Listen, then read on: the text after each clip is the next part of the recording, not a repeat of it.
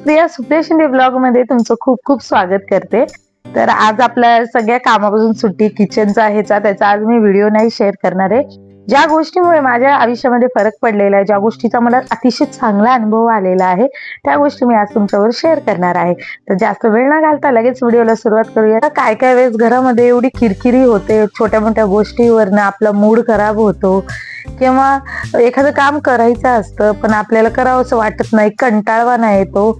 आणि सगळ्यात जास्त महत्त्वाचं म्हणजे आपण ज्या हाऊसवाईफ आहेत त्यांच्याबरोबर ह्या गोष्टी सारखं घडत असतात, कारण आपण दिवसाचे 24 तास घरामध्ये असतो आणि सगळ्या गोष्टी घरातल्या आपल्याला ऑफिस चालवण्यासारखं आपण घर चालवतो। तर त्यामध्ये होतं काय, आपला राग ना लहान मुलांवर जास्त निघतो। आपण एखाद्या गोष्टीचा राग त्यांच्यावर काढतो, 2 धपाटेही त्यांच्या पाठीमध्ये मारतो किंवा राग करतो। तर असं होतं का, तर त्याचा मी एक चांगला अनुभव तुमच्याबरोबर मी शेअर करणार आहे।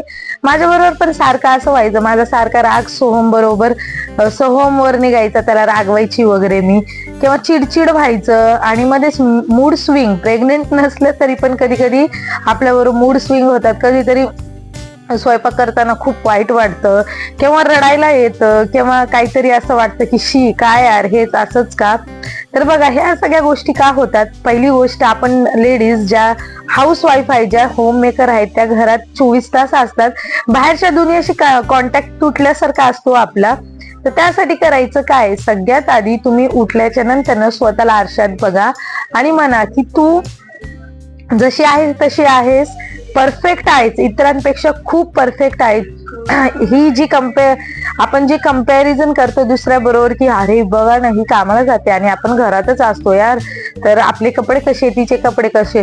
तर लक्षात ठेवा, वर्किंग वुमेन त्या तर स्वतःच्या जागी खूप मेहनत करतात, पण आपण सुद्धा ज्या होम मेकर आहेत ना त्यांच्यापेक्षा आपली दुप्पट मेहनत असते बरं का। तर पहिली गोष्ट आहे, आपलं कंपॅरिझन दुसऱ्यांशी करणं बंद करा। आणि ठीक आहे, त्या बाहेर जातात ना तर तुम्ही त्या व्यवस्थित राहतात, मग तुम्ही घरात आहात तर तुम्ही का नाही व्यवस्थित राहत।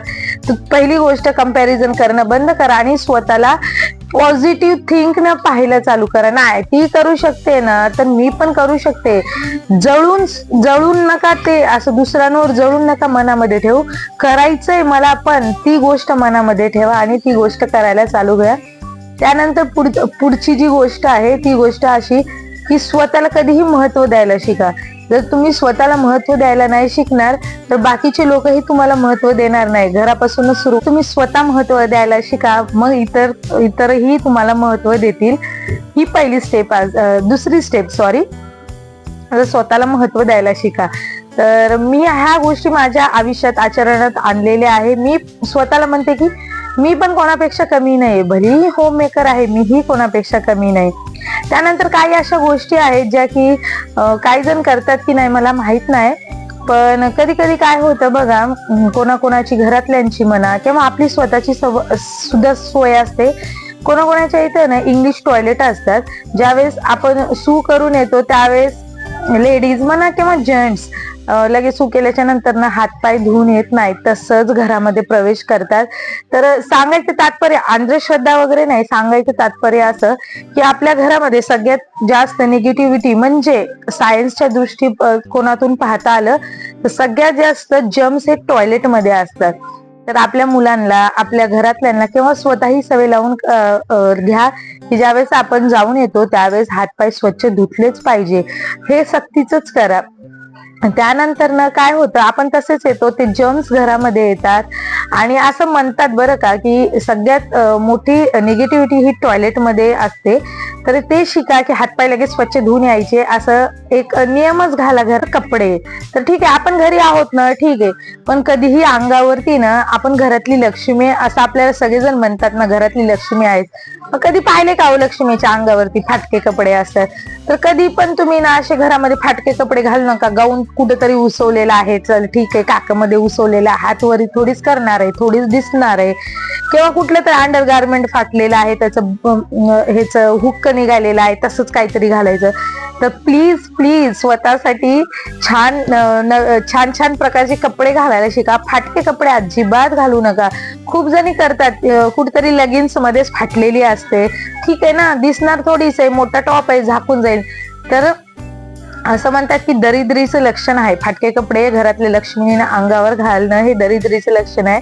घरामध्ये जर तुम्हाला लक्ष्मी मातेचं जर म्हणजे असं वाटत असेल की यावं करावं सहवास असावा, तर घरातलीच लक्ष्मी असे फाटके कपडे घालायच्या नंतर ना लक्ष्मी माता घरात कशी येईल, तर त्याकरता फाटके कपडे अजिबात घालू नका. शिवा त्याला ते पण हातावर शिवत बसायचं नाही अजिबात बरं का, ते सगळे धागे वगैरे निघतात नंतर ना 5 मिनिटं वेळ काढा, मशीनवर शिवा किंवा तुमच्याकडे मशीन असेल तर बाहेर जाऊन छान असं शिवून आणा.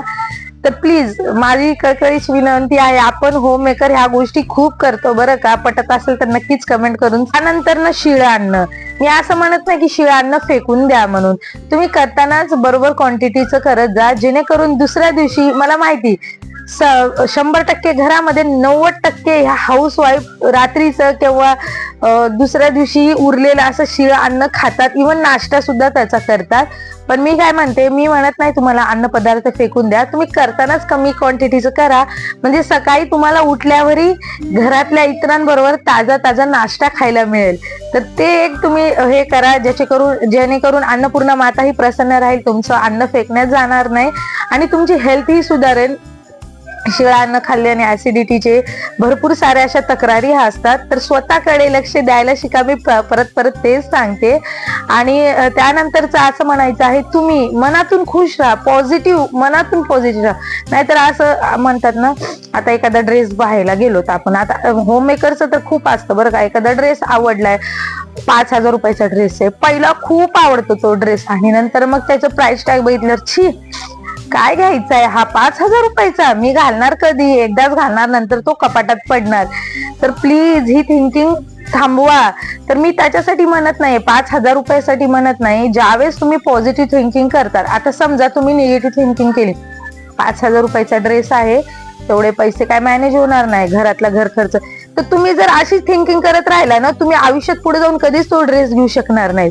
तर पॉझिटिव्ह थिंकिंग करा, नाही मी आज तो घेणार आहे, मी आज थोडे पैसे बाजूला काढून तुम्ही ड्रेस घेणार आहे, म्हणायचा अर्थ एवढाच आहे की पॉझिटिव्ह थिंक करा व्यवस्थित, निगेटिव्ह बिलकुल नाही, पॉझिटिव्ह. हा मला घ्यायचा आहे ना, तर मी थोडे पैसे बाजूला काढून तो ड्रेस घेणार.